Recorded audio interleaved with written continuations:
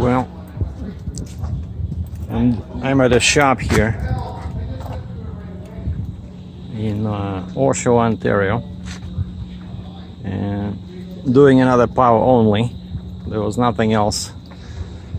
There was nothing else I could find, and they said it was what is it? And they said it's a trailer with a truck on it. Okay, so I go there, and it's all salvage.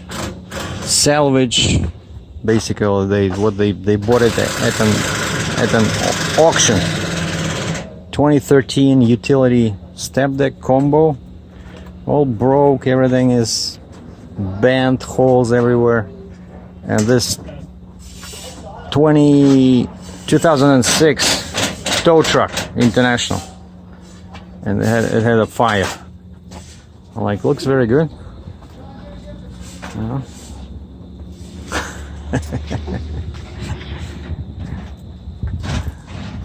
And so I put 4 chains on it. They said bring your chains, and the trailer is a 3-axle trailer, and I hooked up to it, and this thing exploded. It started.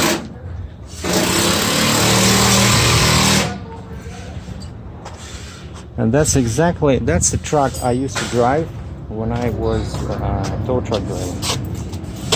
You know, like the type. We call them tilt and load. Tilt and load. So the back goes back and then tilts like this, and so you can drive a car, a small car or a small pickup truck up there, and then just goes like this. You know, and it has a winch, and it even has a thing in the back where you can hook up another car. Like it has a tow bar, you know. Like you can do lots of things with these tow trucks. You can move small equipment, you know, like small commercial equipment, construction equipment. But everything works, like lights work, you know. That's the problem with these salvage trailers.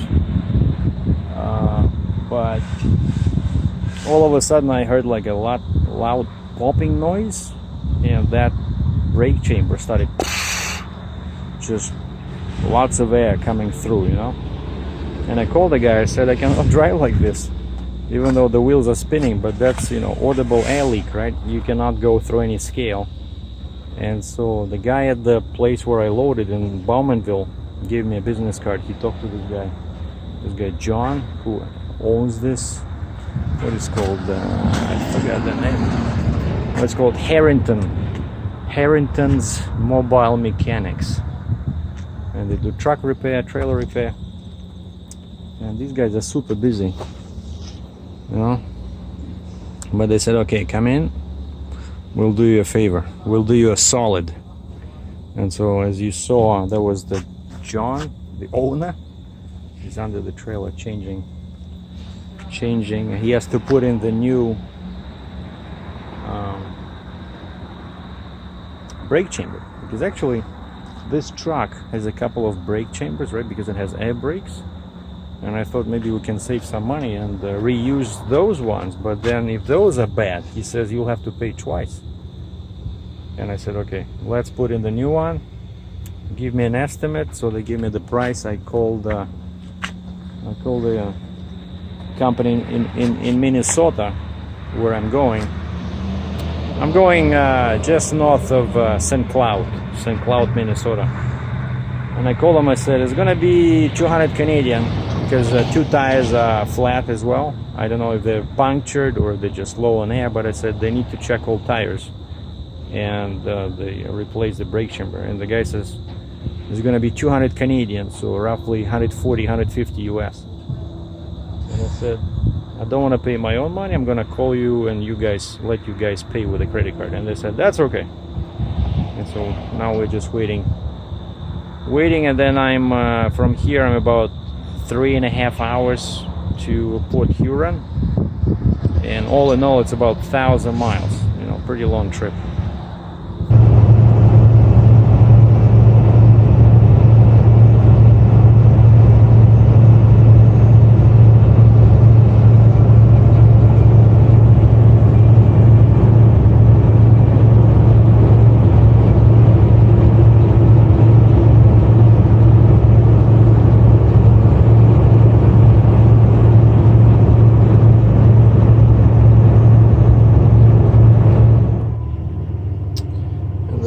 already setting. To my left is a white Peterbilt Unit 47, blue fenders, and to my right is Unit 7807, which looks a bit longer in the tooth, and you can see that that truck is old. I cannot see what it is. I think it's a Freightliner Classic. Oh, yeah, I think it's a Freightliner. But check out the angle of the windshield.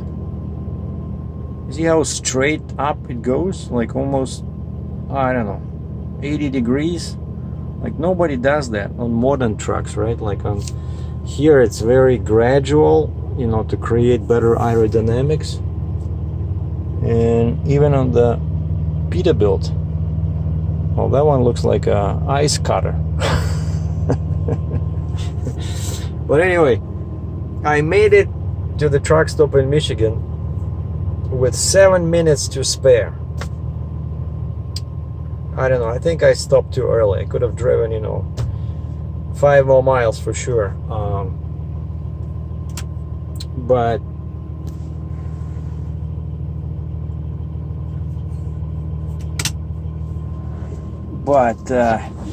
customs took forever. You know, I loaded, and first of all there was you saw there was an issue with tires, and most importantly with the brake chamber. They had to replace that, and that took a while. And then actually on the way back I flew through Toronto with 0 traffic jams, because it was like 12 o'clock, you know, 1 o'clock. It was very cool. But in the morning it took forever. It was 155 kilometers, just under 100 miles. But I hate that town, you know, like traffic wise. And I didn't take the 407, the toll highway, because I just got a bill for last month, 600 Canadian, which is what, 480 US. Ridiculous. And all I did was a couple of times I went all across Toronto, and then of course when I went to get the trailer measured to JC Trailer, I also took 407, and that 407, it's so expensive. So this time I just stayed on 401, you know, on a regular highway, regular boulevard, as the slang has it, and that's it. And so, oh yeah, and so I flew through Toronto, and I stopped in Cambridge and did my put my stickers, my PAP stickers on my customs invoice, send them to Livingston, the customs broker, and then I parked near the Walmart, went had some lunch, and basically took a small break because I didn't eat anything since morning. I only had like 1 coffee at 6 o'clock. And this was my brunch at 1 o'clock, or actually it was almost 2. Had nothing to eat. And so then after lunch I did my entry, you know, my shipment electronic manifest, right? And of course I have 2 shipments. I have the trailer and the truck, so I had to use 2 stickers, 2 PAPS numbers. Those guys that cross the border, they know what I'm talking about. So like 1 ACE, 1 manifest, but 2 PAPS numbers, 2 stickers. And no reply from Livingston. Usually they send you an automated reply saying that we received your paperwork. Nothing this time. So I went and took some, went to my bank, grabbed some US cash for fuel, and I came back. It's already like 4 o'clock. And I still don't see any emails. So I called them, and they found it, and they said, well, the truck is good to go, the truck on top of the trailer, but there's an issue with the trailer. We need these 2 forms in here. It says in the comments, we need this form or we need this form. And so I emailed the lady in Minnesota who bought this, right? And I said, that's what they want. They say the trailer is on hold, so of course I cannot enter, right? Because the truck is on top of the trailer. And she says, well, I can send them that form, the first form they're asking, but the second one is about emissions. It's called EP3, like Emission Protocol 3, you know, EP3. She says, it's a trailer. It doesn't have an engine. What the heck are they talking about? And I said, they're just being idiots. So can you please send everything straight directly to them, to their customs paperwork email, like that what truckers use? And so she sent that one, and then I started driving towards Port Huron, which is 2 hours from Cambridge, from my home area.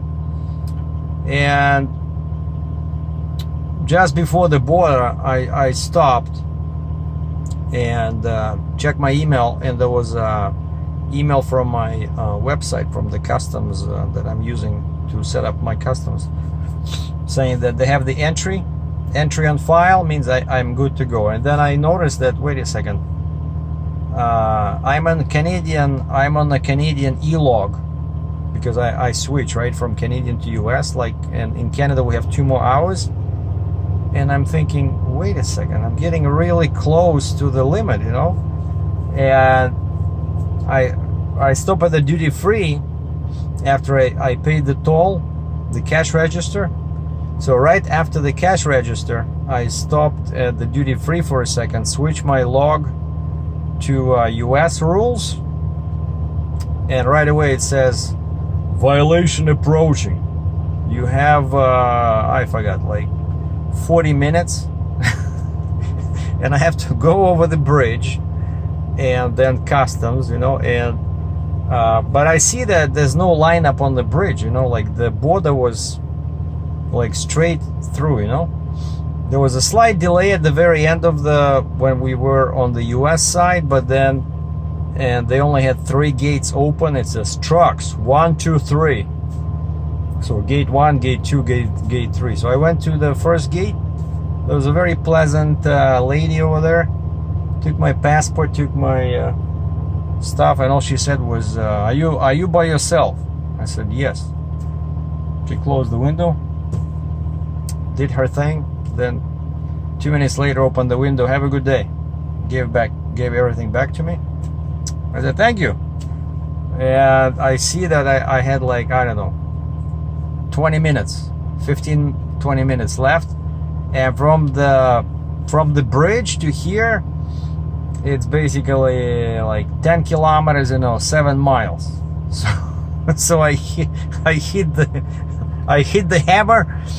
Once I was out of that 55-mile zone, I hit the hammer and grabbed this last parking spot, because those guys over there, you know, they parked so lazily. Like the space between the trucks is like 1.5, like 3/4, you know, like that red truck over there.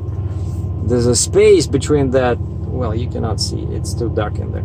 But anyway, so the guys parked too far from each other. It's like you could have put 2 more trucks in there, you know. And I came from there, and I saw this spot in here, right, facing the scale. And so I tried to turn around, but it didn't work. I'm too long. And I tried backing, and the trailer was going into that gray Freightliner. And so what I did, I'm thinking I'm gonna hit the end of my hours, but I still had like 10 minutes left. And so I swing in here, went in there, and then went straight, and then backed 100 yards in here and grabbed the spot. And of course, somebody will park over there, I guarantee it. Like normally people park all like this grass over here, they park right alongside there, and then somebody will park near the scale, guaranteed. And then guy in the distance, the dump truck, see, there's a dump truck, there's a white truck with headlights on, and then to the left you see a gray dump truck. That guy, I think, is he's fixing to sleep in there. And so that's what's happening. And this was probably the most stressful part of the trip, you know, like getting the trailer fixed up, getting rid of leaks of this, you know, bad tires, And of course customs is such a big headache, you know, because quite often people that buy stuff in Canada, they don't realize it's a foreign country. Oh, it's Canada. Oh yeah, but everything is different. We have our own money, we have our own laws, our own rules, you know, and so it's not that easy. That's why you need customs brokers, you know, because without a broker, it's very difficult to do everything by yourself, like the clearance. But at least this lady looks like it's a big outfit. The company that bought this looks like they do it quite often, because she was when we were talking, she knew the lingo, you know, the lady that from the office that was helping me. So I guess they're importing stuff all the time. And see, I don't know, like, what they're gonna do with this, you know. Are they gonna fix it up? Maybe put a new engine in that truck? But it's like gone, you know, like it's garbage. But I know the bed is valuable. There's a drive shaft. I saw the drive shaft underneath, right? I saw fuel tanks, maybe the transmission, but inside the cab, everything is burned out completely. Like there's even no seats, you know? I don't want to show it to you because especially now at night, it's gonna look like horror movie style, you know, very scary. So we're not gonna do that. But so from here, I think if it was 1,000 miles from the shipper, and I did 100 miles to Cambridge and then 120, so 220, so I'm about 800 miles away from my destination near St. Cloud, Minnesota. It's a suburb of that town. So today is Wednesday, so I think if I do like 500-600 miles tomorrow, I think I should be there somewhere around lunchtime Friday. And they said it's a COD, so I just hope to be able to collect my money. Because sometimes, you know, when it's a COD, you know what happened to me before? Like, yeah, it's COD, but okay, here's, you know, here's $1,000. No, wait a second. I thought we agreed on like 4,000 or 3,000. No, that's not what the broker told me. Here's your $1,000. Sometimes that's where I feel the discrepancy. But in this case, I specifically asked him, I said, okay, this is the amount. Correct, US dollars. Correct, not Canadian, US dollars, this amount. So I don't expect any problems, but I want to keep my antennas tuned in, and we'll keep you guys posted. So maybe if something interesting happens, you know, if I run into a tornado or an earthquake, we'll do another video. Thanks for watching.